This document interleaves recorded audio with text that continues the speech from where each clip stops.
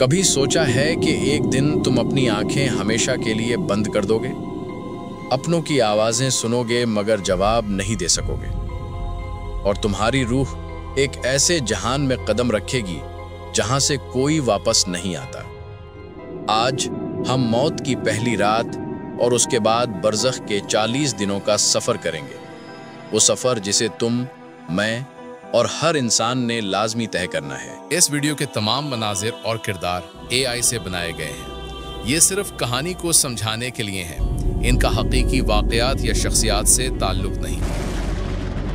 मौत, ये वो लम्हा है जिसे तुमने जिंदगी भर टाला, जिसे सोचकर दिल धड़कने लगता है, लेकिन अब वो लम्हा तुम्हारे सामने खड़ा है। तुम्हारी आखिरी सांस भारी हो जाती है, आंखें एक नुक्ते पर रुक जाती हैं, ज़बान बेजान, दिल की धड़कन आखिरी बार फिर खामोश, और जिस्म में एक सर्दी दौड़ती है जो बताती है कि रूह अब सफ़र पर है। जैसा कि अल्लाह ने कुरान में फरमाया है, कुल्लु नफ्सिन ज़ाइक़तुल मौत, हर जी रूह ने मौत का मज़ा चखना है। रूह पाँव से निकलती हुई ऊपर आती है, पिंडली, सीना और आखिर में हलक तक पहुंच जाती है। ये वो लम्हा है जिसमें जिस्म की सारी तकलीफ एक साथ जाग उठती है। ऐसा लगता है जैसे हजारों छुरियां जिस्म से एक ही वक्त में गुजरी हों। और फिर तुम्हारे पास वो आता है जो जिंदगी में तुम्हें बहकाता रहा था, शैतान।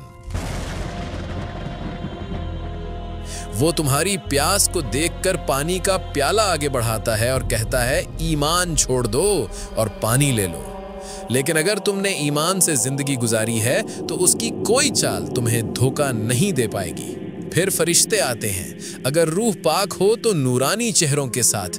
नबी सल्लल्लाहु अलैहि वसल्लम ने फरमाया कि नेक शख्स की रूह ऐसे निकलती है जैसे पानी मश्क से बहता है, और फरिश्ते उसे रेशमी कपड़े में लपेट लेते हैं।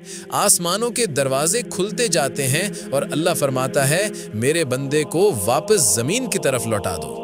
और अगर रूह नापाक हो तो फरिश्ते सख्ती से पुकारते हैं, ए गंदी रूह, जहन्नम की तरफ निकला। रूह ऐसे नोची जाती है जैसे कांटों भरी टहनी को गीली ऊन में फंसा कर खींचा जाए। आसमान के दरवाजे तक नहीं खुलते और उसका नाम सिज्जीन में दर्ज कर दिया जाता है। फिर सब तुम्हें कब्र में रखकर लौट जाते हैं। उनके कदमों की चाप दूर होती रहती है और तुम अकेले रह जाते हो।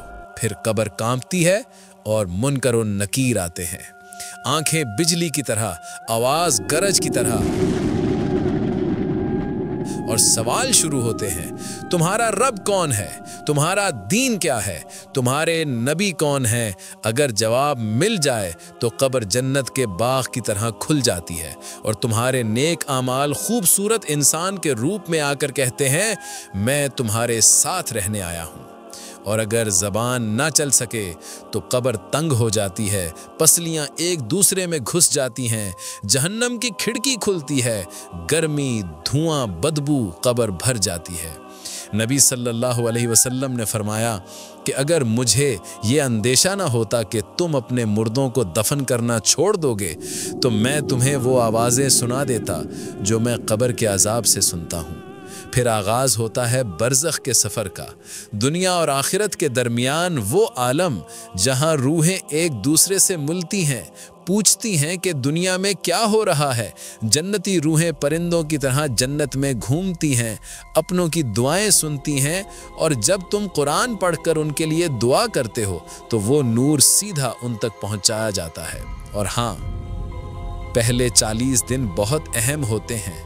कब्र में खौफज़दा रूह को जब बताया जाता है कि तुम्हारे बेटे ने दुआ की, तुम्हारी बेटी ने सदका किया, तो कब्र ऐसे रोशन हो जाती है जैसे अंधेरी रात में आसमान पर चांद निकल आए।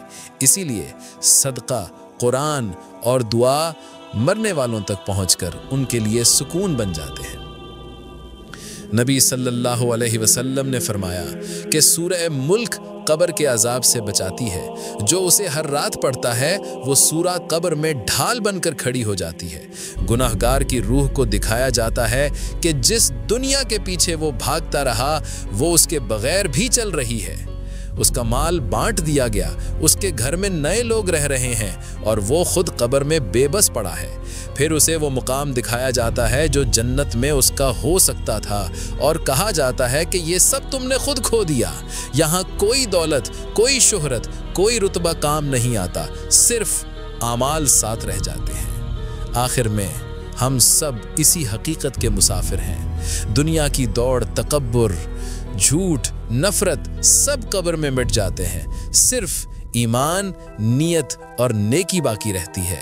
اے اللہ، ہمیں ایمان پر زندہ رکھ، ایمان پر موت دے اور ہماری قبروں کو جنت کے باغوں میں سے ایک باغ بنا دینا۔ آمین۔